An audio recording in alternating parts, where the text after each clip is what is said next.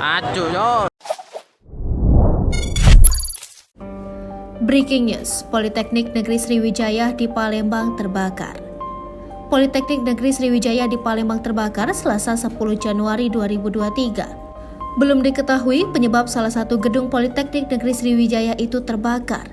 Namun dikabarkan gedung yang terbakar tersebut merupakan gedung baru dibangun, sehingga belum digunakan untuk aktivitas perkuliahan.